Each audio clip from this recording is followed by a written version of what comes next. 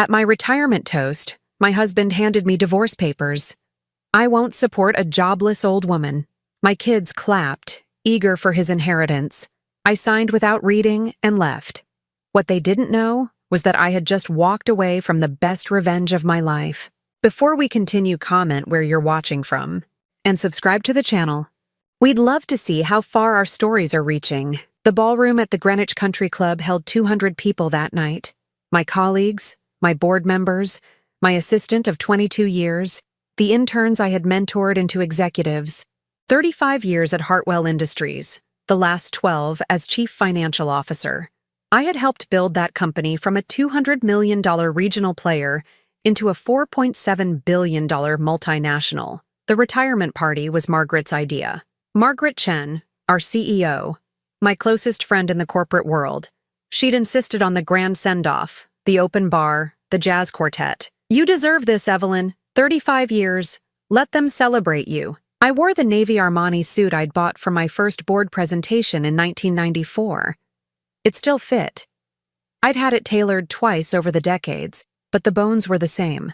Richard used to say I looked powerful in that suit. He stopped saying things like that around year 15. Richard sat at the head table with our children. Brandon, 34, in a suit that cost more than my first car. Melissa, 31, in a dress I'd paid for last month. They both worked in consulting, which meant they cashed the monthly checks I deposited into their accounts, and occasionally took meetings that never led anywhere. Richard hadn't worked in 10 years. He'd been a mid-level marketing manager when we met, charming and ambitious. The ambition faded around the time our daughter started kindergarten. He became a consultant too, which meant golf on Tuesdays and Thursdays, lunch at the club on Wednesdays, and a complete lack of interest in anything I accomplished. Margaret gave a beautiful speech. She talked about my first day, nervous and overdressed. She talked about the acquisition that saved the company in 2008. She talked about the glass ceiling I'd cracked for every woman who came after me. I cried. I actually cried, standing at that podium, looking at the faces of people who had become my family more than my family ever had. Then Richard stood up. I'd like to say a few words about my wife. Margaret looked at me. I shrugged. Richard rarely attended my work functions. When he did, he sulked in corners and complained about the catering. He walked to the podium with a manila envelope in his hand. His smile was strange, too wide, too practiced. Brandon and Melissa exchanged a glance I didn't understand. Evelyn and I have been married for 36 years, Richard said. 36 years of watching her climb the corporate ladder while I held down the fort at home. A few polite chuckles. Richard's idea of holding down the fort was instructing the housekeeper and napping. But now that Evelyn is retiring, now that she'll be home full-time, I've realized something. He paused, his eyes finding mine. I won't support a jobless old woman. The room went silent. 200 people, and not a sound except the jazz quartet trailing off mid-note. Richard opened the envelope and pulled out a stack of papers. These are divorce papers, Evelyn. I've already signed. I'd appreciate it if you'd do the same. I didn't move. I couldn't move. I was frozen at the head table, champagne flute in hand, watching my husband of 36 years publicly end our marriage at my retirement party. Not from the crowd, from my children. Brandon was applauding, a smirk on his face. Melissa joined in, her expression triumphant. They were applauding my humiliation. Come on, Mom, Brandon called out. Just sign it. We all know the marriage has been dead for years. Think of it as a fresh start, Melissa added. For everyone. I looked at my children, the babies I had nursed, the toddlers I had comforted, the teenagers I had driven to practices and recitals and college tours. I looked at the people I had sacrificed for, worked for, provided for. And I saw strangers. Richard walked toward me, papers extended. Just sign, Evelyn. Let's not make this more embarrassing than it needs to be. More embarrassing. As if anything could be more embarrassing than this. I took the papers. The room held its breath. Margaret started to rise from her seat, but I held up a hand. The papers were thick, dozens of pages of legal language, tabs marking signature lines. I didn't read them. I couldn't focus on the words even if I'd wanted to. I pulled a pen from my jacket pocket, the Mont Blanc my father had given me when I graduated from business school, and I signed. Every page, every tab, initials, signature, date. over and over, mechanical and precise, while 200 people watched in horrified silence. When I finished, I set the papers on the table. Then I slid my wedding ring off my finger, the 2-carat diamond Richard had proposed with, back when he still believed in ambition and I still believed in him, and placed it on top of the stack. "There you go, Richard." My voice was steady. "You're free." I walked out of the ballroom without looking back. My heels clicked on the marble floor, echoing in the silence I left behind. I heard Margaret call my name, heard the murmur of voices resuming, heard someone, Melissa, I think, laugh. I didn't stop until I reached my car, the Lexus I'd bought myself for my 60th birthday, the first car I'd ever owned that Richard didn't help choose. I sat in the driver's seat and stared at the steering wheel. 36 years of marriage, 2 children, a life I had built brick by brick while working 60-hour weeks and flying 200,000 miles a year. Gone. In a ballroom. With applause. I drove to the Delamar Hotel in Southport, 20 minutes from our house in Greenwich. I checked in with my corporate card, still active for another 2 weeks, and asked for their best suite. "Celebrating something, Mrs. Harper?" the desk clerk asked. "In a way," I said. "I'm celebrating the end." The suite was beautiful. Harbor view, king bed, a bathroom bigger than my first apartment. I ordered room service and ate salmon and asparagus while watching the boats bob in the darkness. My phone had been buzzing since I left the party. I finally looked at it. 47 missed calls from Richard, 23 texts from Brandon, 15 texts from Melissa, 12 voicemails I didn't play, and 1 text from Margaret. "Call me when you can. There's something you need to know." I turned off the phone and went to sleep. The next morning, I woke at 6, the way I always did. Force of habit after 35 years of early meetings and transcontinental flights. I ordered coffee and turned on the television, looking for background noise while I figured out what to do with the rest of my life. The local news was showing a business segment, and in corporate news, Hartwell Industries announced a historic retirement package for departing CFO Evelyn Harper. The $50 million severance is believed to be the largest in Connecticut corporate history, and one of the largest ever awarded to a female executive. I stared at the screen. $50 million. Margaret had told me the package was generous. She'd mentioned a number, but I'd been distracted, focused on the transition plan for my replacement. I hadn't processed the actual figure. $50 million. My phone buzzed. I'd left it on the nightstand. Even though it was off, somehow it was buzzing.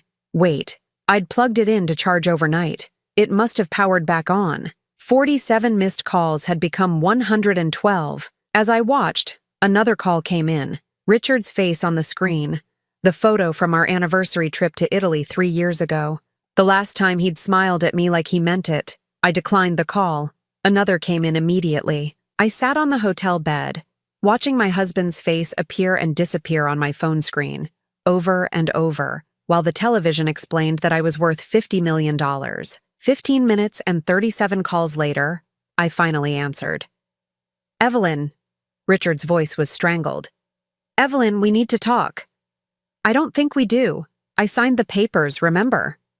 "The papers? Those papers. There's been a misunderstanding." "What kind of misunderstanding?" "I didn't know about the severance package. Nobody told me it would be that much. So we need to renegotiate. Those papers aren't fair." I laughed. I actually laughed, sitting in my hotel suite in my silk pajamas, looking at the harbor where the sun was just beginning to turn the water gold. "Richard, you handed me divorce papers at my retirement party, in front of 200 people. Our children applauded. They were excited. They didn't mean, they called me a jobless old woman. That was taken out of context. You said you wouldn't support me. Exact words." Silence on the line. I could hear Richard breathing, that heavy nasal breath he'd developed after gaining 40 pounds in his 50s. "Evelyn, be reasonable. 36 years of marriage means something. It meant something to me, right up until you humiliated me in front of everyone I've ever worked with. We can fix this. Just don't file those papers. Give me back the copies you signed and we'll start over. A fresh beginning. Couples counseling, maybe a vacation. We've been drifting apart. I see that now. But $50 million is a lot of money. We should be managing it together. I looked at my phone, at Richard's face, frozen mid-smile in the photo. Then I called Margaret. "You saw the news," she said by way of greeting. "I tried to tell you last week. You were so focused on the transition." Richard didn't know. Of course he didn't. "You signed an NDA when the board approved the package. It wasn't public until this morning's press release." I thought about the timing, the retirement party, the divorce papers, the very next morning, the news, the divorce. He timed it before the announcement. He must have known something was coming, even if he didn't know the exact number. He wanted to lock me into an agreement before I knew what I was worth. Margaret was quiet for a moment. That would explain why he was so insistent on the quick settlement. His lawyer contacted ours 3 weeks ago, asking about the timeline for your separation. They wanted to know if you'd be receiving any retirement compensation, and when it would be finalized. I felt something cold settle in my chest. Not grief, not even anger. "Margaret, I need a lawyer. Not a corporate lawyer, a divorce lawyer. The best one in Connecticut.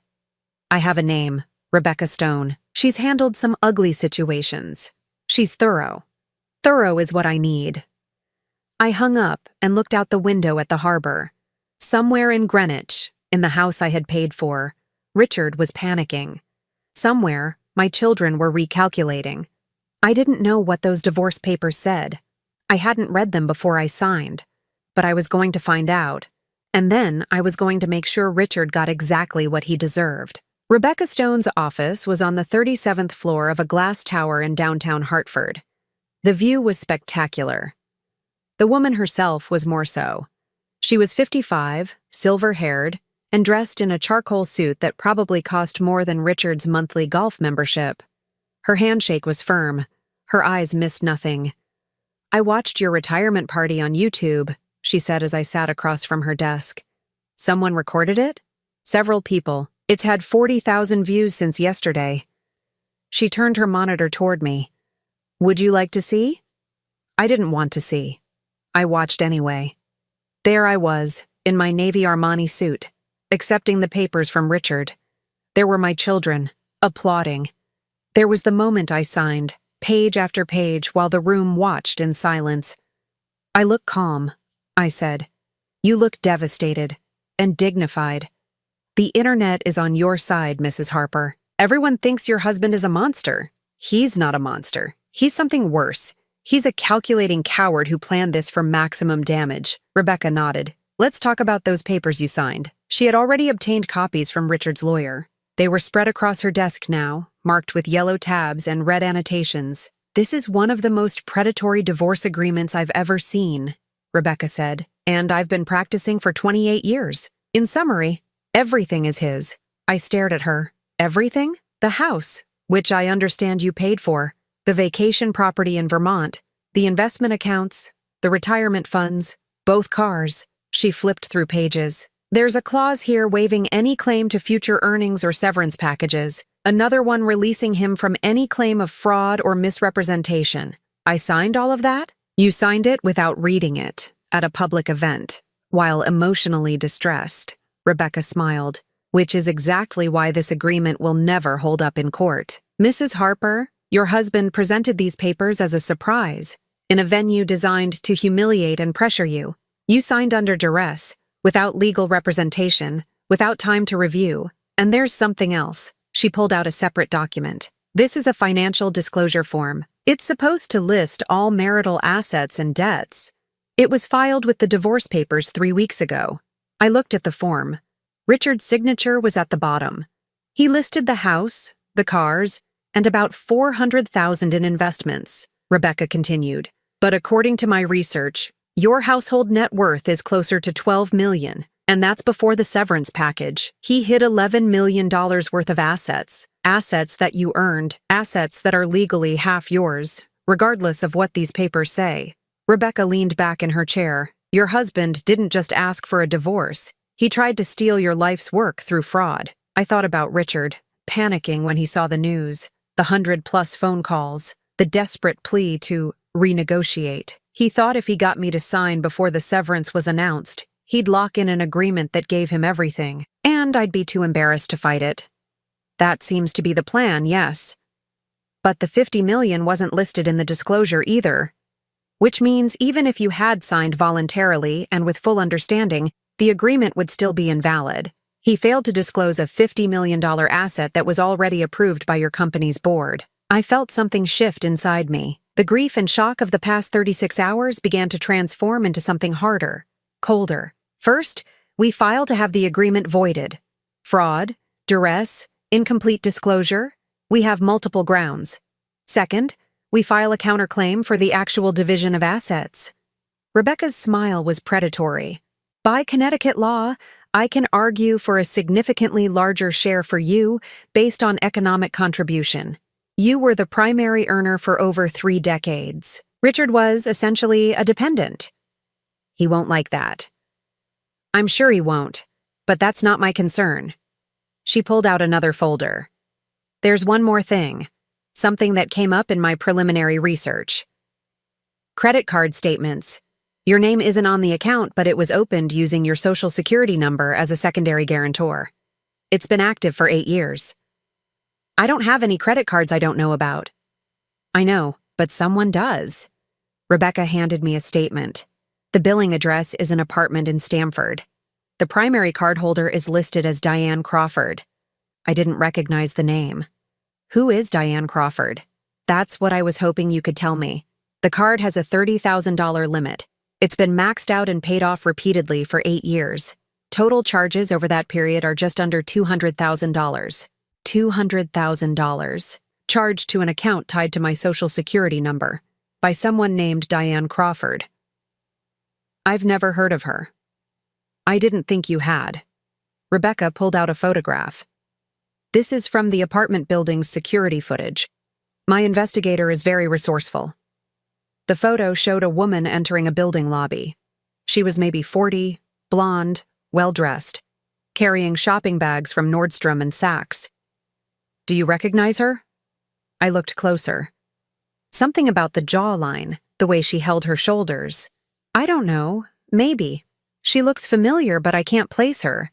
My investigator ran her name through some databases. Diane Crawford is a real estate agent in Stamford. She's been licensed for 12 years. Rebecca paused. Before that, she worked as an executive assistant at Hartwell Industries, from 2005 to 2012. Diane Marshall. That was her maiden name. She was my assistant for about 6 months before I promoted her to the marketing department. The memory came back, sharp and unpleasant. I had to fire her in 2012. She was falsifying expense reports. Nothing major, but enough to warrant termination. And now she's living in an apartment paid for with your credit, shopping with a card tied to your name. I looked at the photograph again. At the confident stride, the expensive clothes, the shopping bags, Richard's been paying for her for 8 years. It appears that way. Is she his... I couldn't say the word. My investigator is looking into that. But given the timeline and the financial arrangement, I think we can draw some preliminary conclusions. I set down the photograph. My hands weren't shaking. I was surprised by that. I thought they should be shaking. He has a mistress. My husband has had a mistress for 8 years. A woman I fired for stealing, and he's been paying for her with my money. That's what the evidence suggests. And my children knew. They must have known. That's why they applauded. That's a possibility we should explore. I stood up and walked to the window. Hartford spread out below me, anonymous and indifferent. Somewhere down there, people were living normal lives, marriages that worked, children who loved their parents, families that didn't conspire to destroy each other. Now, we build the case. We document everything, the fraud, the hidden assets, the affair. We gather evidence that will be admissible in court. Rebecca joined me at the window. And then we take your husband for everything he has, which technically is everything you earned, so we're really just taking it back. My phone buzzed. I looked at it. A text from Brandon. Mom, we need to talk. This is getting out of hand. Dad's a mess. Then another from Melissa. You're being petty and vindictive. Think about the family. Think about the family. The family that had ambushed me. The family that had applauded my humiliation. The family that had known about the affair. I turned off my phone. I want to know everything, I told Rebecca. Every detail of their plan, every dollar Richard stole, every lie my children told. That can be arranged, but Mrs. Harper, Evelyn, I have to warn you. The truth is usually worse than we expect. Are you sure you want to know everything? I thought about my wedding day, about the birth of my children, about 36 years of believing I was building something good. I need to know, I said. I can't fight what I don't understand. Rebecca nodded. Then we'll start digging. I'll have preliminary findings within the week. That night, I moved out of the hotel and into a furnished apartment in downtown Greenwich. It was smaller than my closet at the house, but it was mine. No memories, no lies, no ghosts. I sat on the rental couch and looked at my phone. The texts from Brandon and Melissa had been joined by others. Richard, please, Evelyn, let's just talk. Brandon, this is ridiculous. You're tearing the family apart. Melissa, if you don't stop this, you'll never see your grandchildren. Grandchildren. Melissa's 2 children, ages 4 and 6. I'd been at both births. I'd paid for their preschool, their clothes, their birthday parties. And now they were being used as leverage. I didn't respond to any of the messages. Instead, I opened my email and started writing. Thank you for the referral to Rebecca Stone. She's already proven invaluable. I wanted to let you know that I'll be declining all media requests related to the retirement party video. I don't want to make this more public than it already is. However, I would appreciate any information you might have about my husband's knowledge of the severance package timing. Rebecca believes he planned the divorce to coincide with... My phone rang, a number I didn't recognize.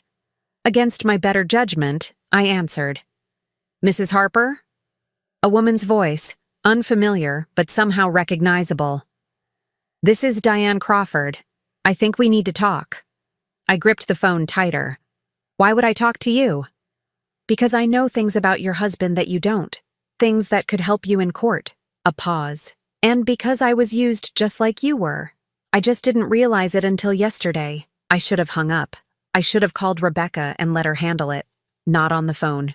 Meet me tomorrow, noon, at the coffee shop on Greenwich Avenue, the one next to the bookstore. Another pause. And Mrs. Harper?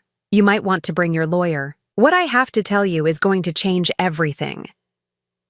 I sat in my empty apartment, holding my phone, staring at the wall. 8 years. My husband had been lying to me for 8 years. And tomorrow, I was going to find out exactly how deep those lies went. Diane Crawford looked different in person than she had in the security footage. Older, more tired. The confident stride I'd seen in the photograph was absent. She sat hunched over her coffee, eyes darting to the door every few seconds. Rebecca sat beside me, a legal pad and pen at the ready.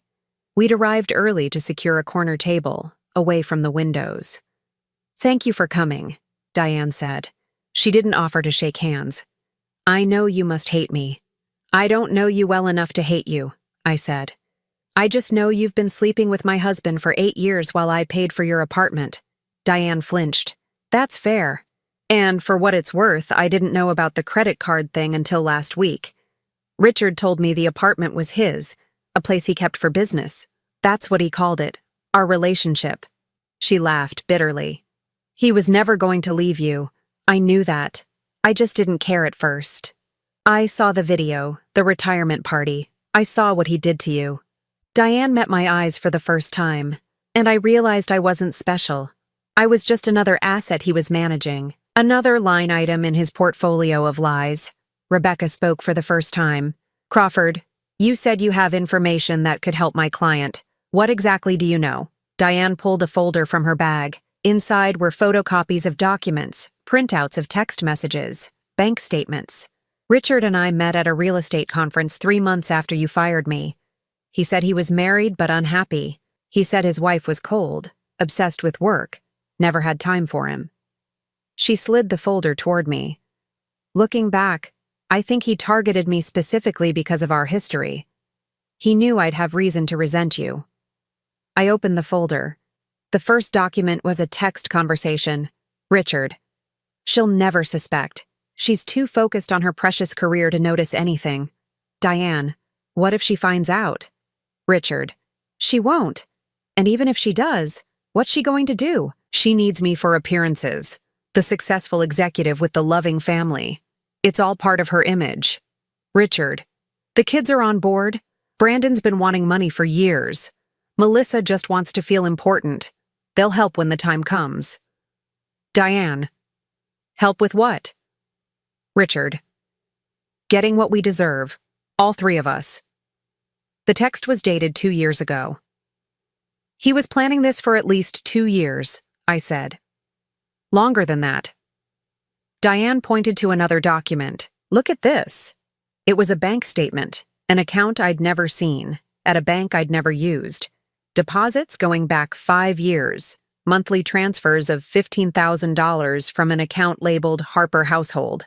Richard set up a shell account, Rebecca said, studying the statement. He's been siphoning money for years. Almost $1 million, Diane said. I found this by accident. I was looking for the credit card statement to check a charge, and I found login credentials on Richard's laptop for this account and 3 others. Separate accounts for Brandon and Melissa. He's been paying them to stay loyal. $20,000 a month to Brandon, $15,000 to Melissa. I did the math. Over $300,000 a year for at least 5 years. $1.5 million to my children alone. They knew about the affair? They've known for years. Brandon walked in on us once at Richard's office, the apartment in Stamford. Richard paid him off. Diane's voice was flat. Melissa found text messages on Richard's phone 2 years ago. She demanded money to keep quiet. Richard agreed. I thought about my children. Brandon asking for more money every month, always with a new excuse. Melissa's lavish vacations, her designer wardrobe, the private school tuition for her kids that she claimed was covered by work. They were blackmailing their father. They were profiting from the affair. There's a difference, but I'm not sure it's a meaningful one. Rebecca was writing furiously. This is all admissible. Financial fraud, conspiracy, potentially extortion. She looked at Diane. Why are you telling us this? You're implicating yourself. Diane laughed again, that bitter sound.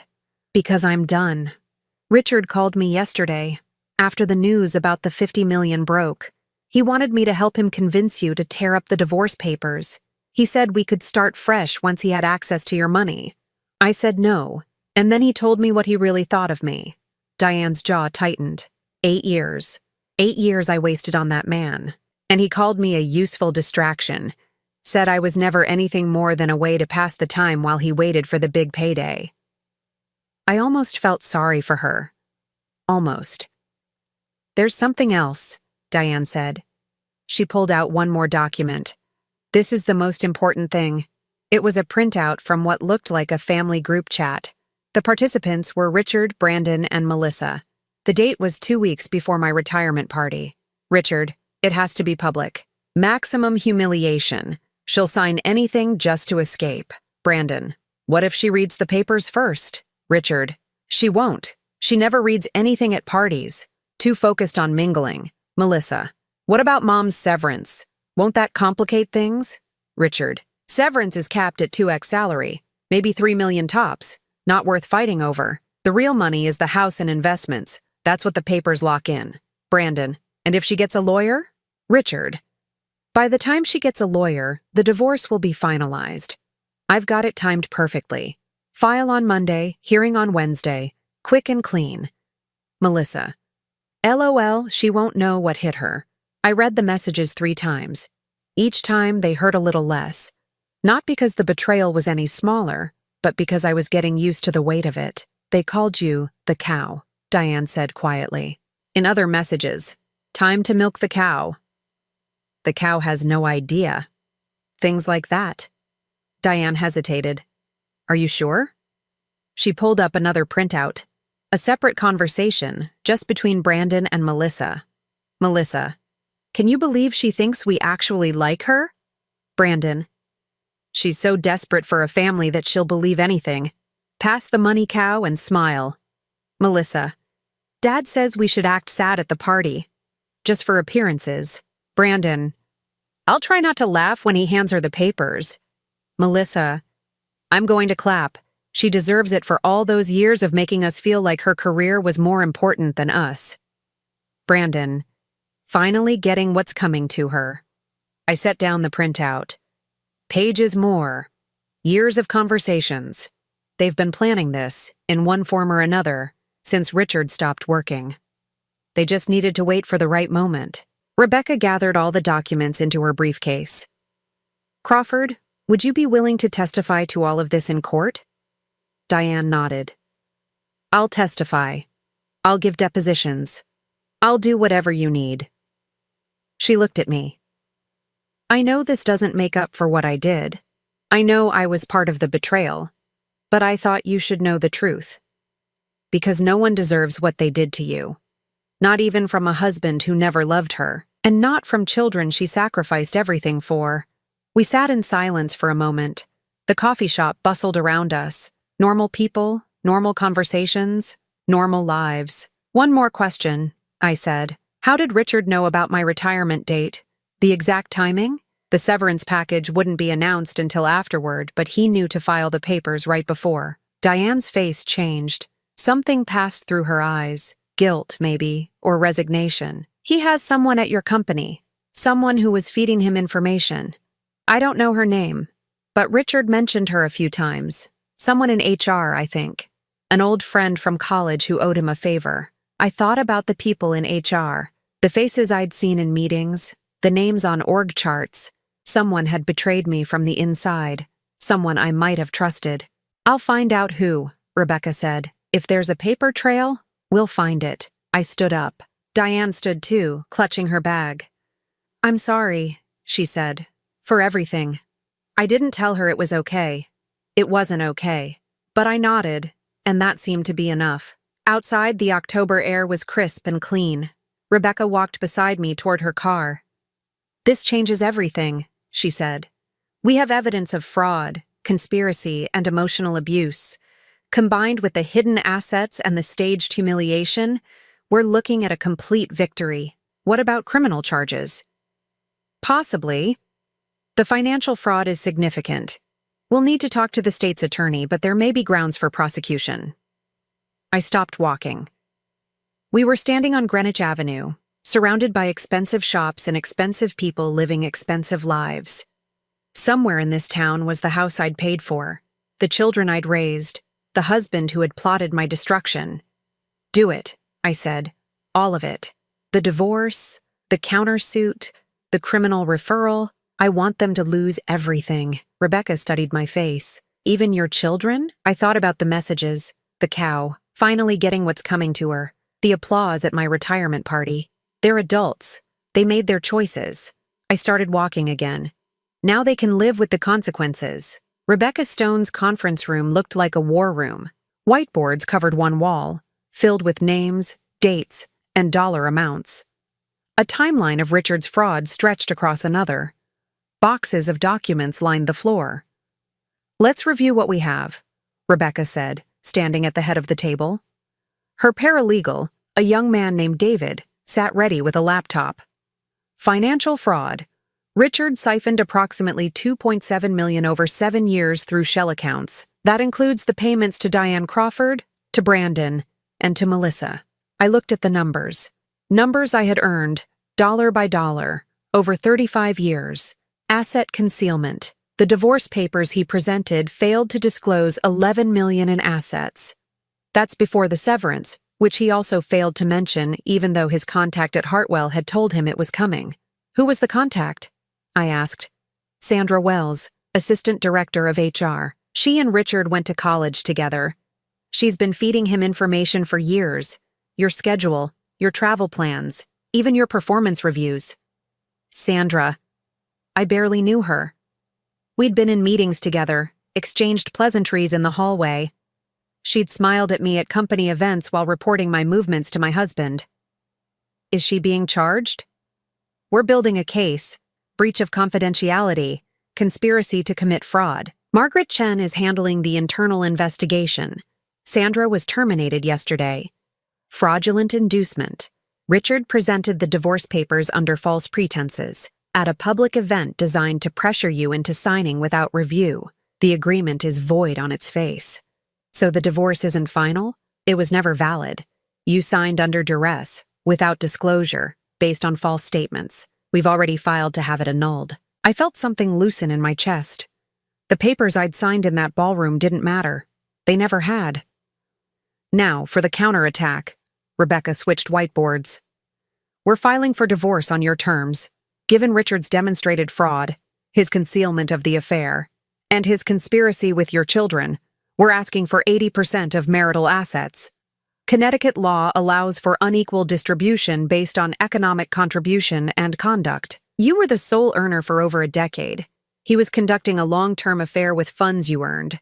The court should be sympathetic. Rebecca's expression hardened. That's more complicated. They're adults. We can't include them in the divorce proceedings. But we can pursue civil action for the money they received, either as participants in the fraud or as recipients of stolen assets. They'll claim they didn't know the money was stolen. They'll claim a lot of things, but we have the messages. They knew about the affair. They knew about the plan. They actively participated in your humiliation. I thought about Melissa's text. If you don't stop this, you'll never see your grandchildren. She was using my grandchildren as weapons.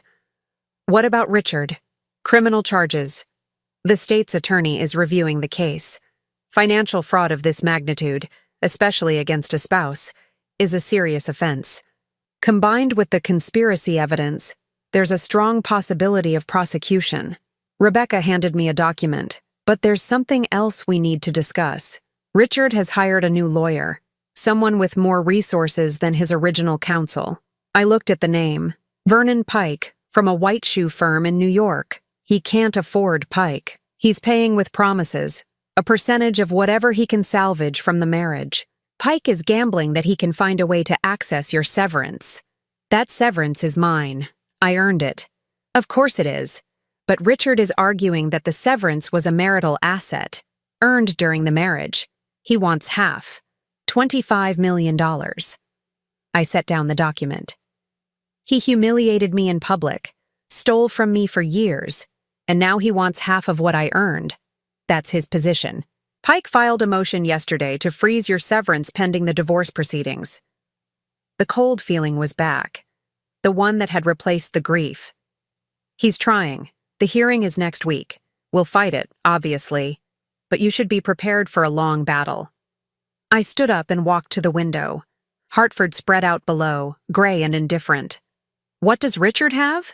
Really? What assets does he control? Rebecca consulted her notes. The house is in both your names, but the mortgage is almost paid off. You made the payments. Cars, same situation. Investment accounts are jointly held. Personal checking has maybe $50,000. So he has nothing. Everything he has, I gave him. I turned back to face her. Then we don't just win. We take everything back. Rebecca raised an eyebrow. What do you mean? I mean we don't negotiate. We don't settle. We go to trial, and we let the whole world see what he did. I walked back to the table.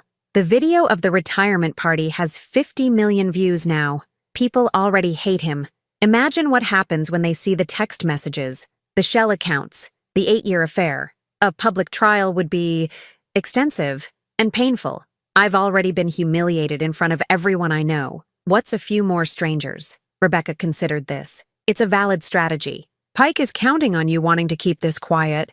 If you're willing to go public, it changes his calculations entirely. I'm willing. I'm done being ashamed of what was done to me. Then we prepare for trial. Every document, every message, every dollar he stole. We lay it all out and let a jury decide. I nodded. And in the meantime? In the meantime, we file our own motion for immediate sole possession of the marital home, for exclusive access to the joint accounts, and for temporary support from Richard based on the assets he's concealed. Richard paying me support? It's usually the other way around, but given the fraud, we have grounds. Rebecca smiled thinly. If nothing else, it will send a message. We spent the next 3 hours going through documents, every account, every transfer, every lie. By the end, I had a clear picture of the man I'd been married to. Richard Harper had never loved me. He'd used me from the very beginning. He'd stayed in the marriage because it was comfortable, because I paid for everything, because my success gave him status without effort, and when he saw a chance to take everything for himself, he'd taken it. One more thing, Rebecca said as I was getting ready to leave. Brandon tried to call the office today. He wants to meet with you. What did you tell him? I told him any communication should go through counsel. He said it was personal and not about the case, personal, as if anything between us could be personal anymore. Tell him I'm not interested. Are you sure? He sounded different, less hostile. He helped plan my humiliation. He took money to spy on me. He called me a cow. I picked up my bag. I don't care how he sounds. That night, I sat alone in my rental apartment and looked through old photo albums, the ones I'd grabbed from the house before moving out. Brandon at 5, grinning at the camera, gap-toothed and joyful. Melissa at 7, her first dance recital, nervous and proud. The 4 of us at Disney World, the year I got my first VP promotion. Christmas mornings, birthday parties, graduations. When had it changed? When had they stopped seeing me as their mother and started seeing me as their meal ticket? I didn't have answers. Maybe there weren't any. My phone rang, an unknown number. I almost didn't answer, but something made me pick up. Mrs. Harper? A woman's voice, vaguely familiar.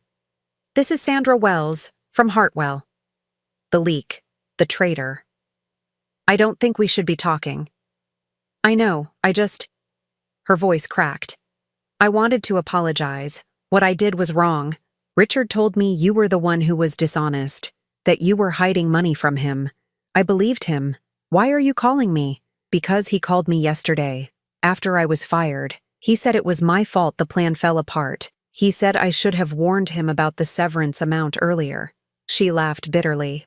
He's trying to blame me for his failure. That sounds like Richard. I know things that could help your case. Things Richard told me, thinking I was on his side. He has another account, one he hasn't told anyone about, offshore in the Caymans. He was planning to move the money there as soon as the divorce was finalized, an offshore account, more hidden assets. Can you prove this? I have emails. He used my work computer once. I think he forgot to log out. I kept copies. I thought about Sandra, about her willingness to betray me for a man who'd manipulated her, about her willingness now to betray him for the same reason. Send the emails to my lawyer, Rebecca Stone. I will. And Mrs. Harper? I really am sorry. I hung up without responding. More evidence, more betrayal, more ammunition for the war to come. I set down the phone and looked at the photo album still open on my lap. Brandon and Melissa, young and innocent, before they learned that their father was weak and their mother was useful. Next week, the hearing. Next month, maybe, the trial. After that, I would build something new, something that couldn't be taken from me because it wouldn't depend on anyone but myself. But first, I had to burn down everything I used to have. The Stamford Superior Courthouse was a brutal concrete building from the 1970s. No warmth, no charm, just institutional efficiency. Perfect for what was about to happen. Richard sat at the defendant's table with Vernon Pike and 2 junior associates. He wore his best suit, the one I'd bought him for Brandon's wedding. He looked smaller than I remembered, like he'd deflated in the weeks since the retirement party. I sat with Rebecca and David, a stack of evidence boxes at our feet. The gallery was full. Reporters, spectators, a few people I recognized from the viral video. Someone was live tweeting.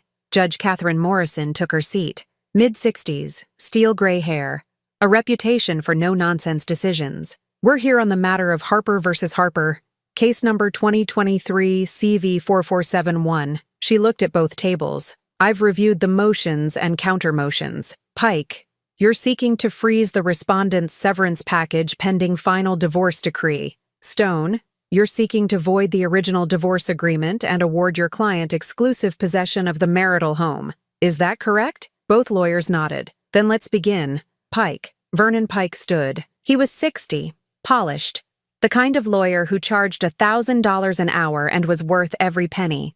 Your Honor, My client is seeking nothing more than fairness. The severance package in question, $50 million, was earned during the marriage. Under Connecticut law, it is a marital asset subject to equitable distribution. And the original divorce agreement, signed voluntarily by both parties. My client presented the papers, Mrs. Harper reviewed and signed them. Any claim of duress is after-the-fact rationalization. Judge Morrison turned to Rebecca. Stone? Rebecca stood. Your Honor, I'll address the duress claim first. May I present Exhibit A? She handed a flash drive to the bailiff, who inserted it into the courtroom's system. The screen lit up with the YouTube video. This is the moment my client was presented with divorce papers. Note the setting. A public retirement celebration with 200 witnesses. Note my client's expression. Shock, confusion, distress. Note the applause from the respondents' children. The video played. I watched myself receive the papers, sign them, leave. I watched my children clap. This is not a voluntary signing. This is an ambush designed to pressure and humiliate. Your Honor, Pike started. I'm not finished, Mr. Pike. Rebecca clicked to the next slide. This is the financial disclosure filed with the original divorce papers. It lists assets totaling $400,000. Our forensic accountants have determined the actual marital estate exceeds $12 million, before the severance. Pike's face tightened. Harper failed to disclose $11 million in assets. By statute, this invalidates the entire agreement. Rebecca moved to the next slide. But it gets worse. This is a text conversation between Mr. Harper and his co-conspirators. The messages appeared on screen.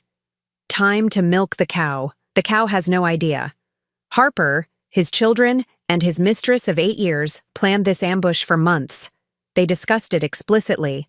They joked about Mrs. Harper's ignorance. And they coordinated the timing to ensure she would sign before learning the true value of her assets. Objection, Pike said. Those messages weren't disclosed in discovery. They were provided by a witness who came forward after initial filings. I notified your office 3 days ago. Judge Morrison looked at Pike. Did you receive notice? Pike hesitated. We received a document dump, Your Honor. We haven't had time to review. Then perhaps you should have prioritized. Overruled. Rebecca continued. We also have evidence of ongoing fraud. Harper maintained hidden accounts for 7 years, siphoning approximately $2.7 million. He paid his mistress's living expenses from these accounts. He paid his adult children substantial monthly sums to secure their cooperation in the scheme. Your Honor, this is character assassination, Pike said. My client's personal relationships have no bearing on asset division. I disagree, Mr. Pike, Judge Morrison said. When personal relationships involve financial fraud, they're directly relevant. She turned to Rebecca. Continue. Finally, Your Honor, we have evidence that Mr. Harper maintained an offshore account in the Cayman Islands, with the explicit intention of hiding assets from these proceedings. I watched Richard's face as Rebecca presented the emails Sandra Wells had provided. The color drained from his cheeks. He whispered something to Pike, who shook his head grimly. Based on this evidence, we ask the court to void the original divorce agreement, award exclusive possession of the marital home to my client, freeze all accounts in Mr. Harper's name pending investigation, and refer the matter to the state's attorney for potential criminal prosecution. Judge Morrison made notes. Pike, would you like to respond? Pike stood slowly. His usual polish was fading. Your Honor, I request a recess to confer with my client. Denied. You've had weeks to prepare? Respond. Pike glanced at Richard, then back at the judge. My client acknowledges that the disclosure was incomplete. He's prepared to amend the filings and proceed with mediation. Mediation? Rebecca almost laughed. Your client committed fraud. He doesn't get to mediate his way out of it. That's for the court to decide, Ms. Stone. Judge Morrison set down her pen. I've heard enough for today. I'm going to issue preliminary rulings, pending full trial. The courtroom went silent. First, the original divorce agreement signed at the retirement party is void. The circumstances of its execution, public ambush, emotional distress, incomplete disclosure, render it unenforceable. Richard slumped in his chair. Second, Mrs. Harper is awarded exclusive possession of the marital home, effective immediately. Harper has 48 hours to remove his personal effects. Pike started to object, but Morrison held up a hand. Third, all accounts in Mr. Harper's name, including the offshore account referenced in Exhibit H, are frozen pending further investigation. Harper may retain access to a supervised account for necessary living expenses to be determined by this court. Your Honor, my client has no other income. Then perhaps he should have considered that before committing fraud. Morrison's voice was sharp. Finally, I'm referring this matter to the state's attorney's office for review of potential criminal charges. The pattern of deception presented here is deeply troubling. She gathered her papers. We'll reconvene in 30 days for preliminary trial procedures. Until then, both parties are ordered to maintain status quo on all assets. Harper, you would be wise to secure separate counsel. I suspect your interests and those of your children may soon diverge. She banged her gavel. Court adjourned. The gallery erupted. Reporters shouted questions. Cameras flashed. I sat still, watching Richard. He was staring at the table, hands flat on the surface. Pike was talking at him, but he wasn't listening. He looked like a man who had just realized the ground beneath him was gone. Then he looked up. His eyes found mine across the courtroom. For 36 years, I had seen many versions of Richard's face. Charming, sullen, bored, occasionally kind, but I had never seen what I saw now. Hatred. Pure, undiluted hatred. He mouthed something. I couldn't hear it over the noise, but I could read his lips. I held his gaze. I didn't flinch. I didn't look away. Not a warm smile. Not a forgiving smile. The smile of someone who had been underestimated for the last time. Richard turned away first. Outside the courthouse, Rebecca steered me past the reporters to a waiting car. That went better than expected, she said once we were inside. Morrison is clearly on our side. The criminal referral is significant. Richard's lawyer will try to negotiate. He'll offer some kind of settlement to avoid trial. I don't want a settlement. I know, but we should at least hear what he offers. It might be useful for leverage. I looked out the window at the courthouse receding behind us. He looked at me like he wanted to kill me. That's fear. He's realizing he's going to lose everything. No, I shook my head. That was something else. Something worse. Rebecca was quiet for a moment. Do you want me to request a protective order? I thought about it. Richard was many things. Vain, selfish, greedy, but violent. I'd never seen him raise a hand to anyone. But then again, I'd never seen him plot to steal $50 million either. Yes, I said. Request the order. That evening, I drove to the house in Greenwich. The house I'd paid for, decorated, filled with the artifacts of a life I thought was real. Richard's car was in the driveway. The 48 hours hadn't started yet. I didn't go inside. I just sat in my car, looking at the facade, the perfect lawn, the perfect shutters, the perfect lie. My phone buzzed. A text from Brandon. Mom, please, I need to talk to you. It's important. I typed a response, then deleted it. Another buzz, this time from Melissa. The kids are asking about you. They miss their grandmother. I didn't respond to that either. Instead, I started the car and drove away. Some bridges once burned couldn't be rebuilt. Some betrayals were too deep for forgiveness. I had spent 36 years building a family. Now I would spend whatever time I had left building something better, something that was just for me. 6 months later, spring had come to Connecticut. I stood at the window of my townhouse in New Haven, watching the harbor wake up in the early morning light. Sailboats bobbed at their moorings. Joggers traced the waterfront path. Normal people, living normal lives. I had a new normal now. The divorce was final. Not the one Richard had wanted, but the one he deserved. Judge Morrison had presided over a trial that lasted 3 weeks. Rebecca had presented everything: the fraud, the affair, the conspiracy.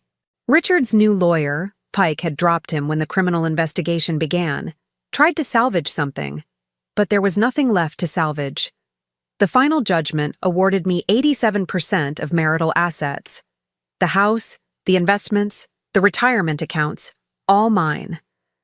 Richard kept his clothes, his golf clubs, and a settlement of $180,000 that would have to last him the rest of his life.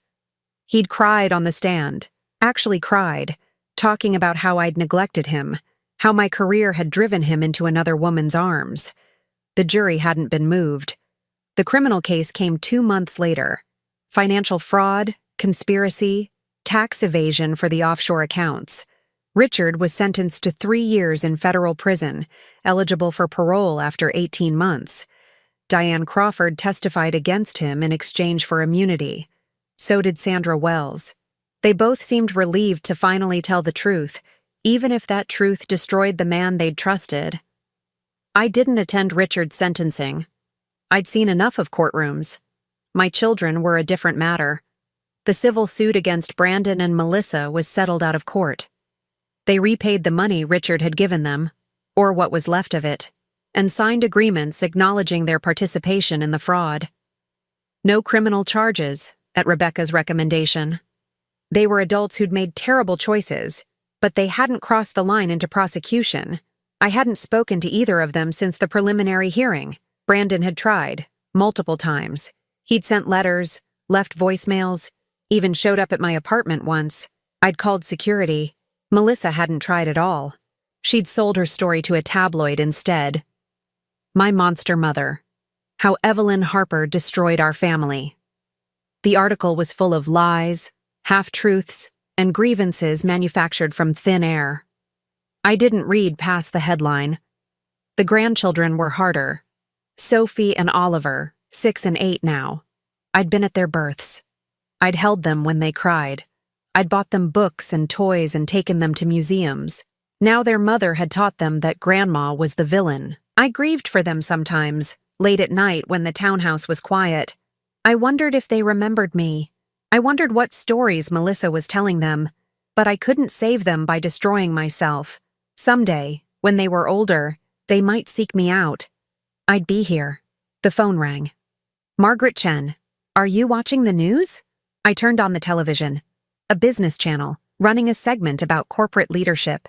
And the Evelyn Harper Foundation has just announced its largest grant yet, $5 million to support financial literacy programs for women leaving abusive relationships.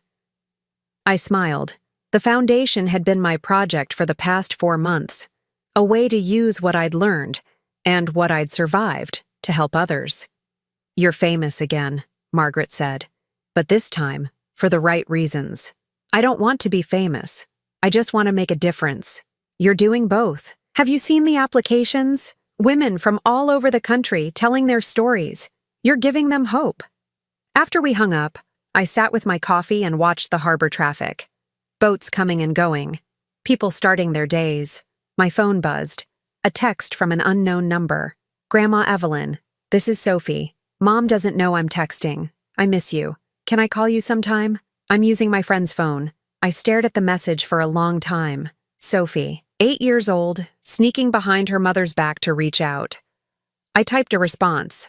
I miss you too, sweetheart. You can call me any time. I thought about Melissa, reading her daughter's phone, finding the messages, using them as more ammunition. I typed again, I love you, Sophie. When you're older, I'll be here. I sent it before I could change my mind. Maybe it was a mistake. Maybe Melissa would find out and make things worse. But Sophie had reached out. She'd risked her mother's anger to contact me. That had to mean something. The doorbell rang. I wasn't expecting anyone. Through the peephole, I saw a young woman, late 20s, well-dressed, holding a briefcase. Mrs. Harper? My name is Dr. Rachel Morris. I'm a researcher at Yale. I'm working on a book about financial abuse in marriage. And I was hoping, come in, Dr. Morris. I'll make some tea. We talked for 3 hours. About Richard, about the marriage, about the signs I'd missed and the ones I'd ignored, about the system that made it so easy for him to hide and so hard for me to discover the truth. Your story is important, Rachel said as she packed up her recorder. It shows that this can happen to anyone, even women who seem to have all the power. I had power at work. I never had it at home. I walked her to the door. That's what he counted on. Do you regret any of it? The fight? The exposure? The trial? I thought about the question, about the humiliation of the retirement party, the pain of learning the truth, the devastation of losing my children. I regret that it was necessary, I said, but I don't regret doing it. Some things are worth fighting for. Dignity is one of them. After she left, I returned to the window. The harbor was busy now, full of life and movement. My phone buzzed again. Another text from Sophie's borrowed phone. I'll wait for you, Grandma. I love you too. I smiled. The first real smile in months. That evening, I attended a gala for the foundation. 100 donors, supporters, and journalists gathered in a ballroom in Hartford. Margaret was there, and Rebecca, and dozens of people I'd met since the divorce. I gave a speech, not about Richard, not about the trial, about moving forward, about building something new from the wreckage of something old. Every woman in this room knows what it feels like to be underestimated, I said, to be seen as less than we are, to be told that our value comes from someone else's approval. I looked out at the faces watching me, some young, some old, all of them scarred in their own ways. But here's what I've learned. Our value comes from ourselves, from our choices, our resilience, our refusal to stay down when someone tries to push us there. I paused. The room was silent. I was married for 36 years to a man who saw me as a resource to be exploited. My children, my voice caught, but I pushed through. My children were taught to see me the same way. And when I stopped being useful, they tried to discard me. A murmur rippled through the crowd. But I'm still here, still standing, still building. And every woman who's been through something similar can do the same. It's never too late to reclaim your life. It's never too late to start again. The applause was long and loud. People stood. Some were crying. I stepped away from the podium and found Margaret waiting. That was beautiful, she said. It was true. That's different. Later, driving home, I passed the exit to Greenwich. The exit I'd taken thousands of times, heading to a house that was no longer my home. Instead, I kept driving north, toward New Haven, toward the townhouse by the harbor, toward a life I was still building. In the morning, I would review grant applications. I would meet with my financial advisor. I would walk the waterfront and breathe the sea air and remind myself that I was free. And maybe, someday, I would receive a phone call from a granddaughter who remembered that her grandmother loved her. Until then, I would wait, and work, and live, because that's what survivors do. We don't just survive.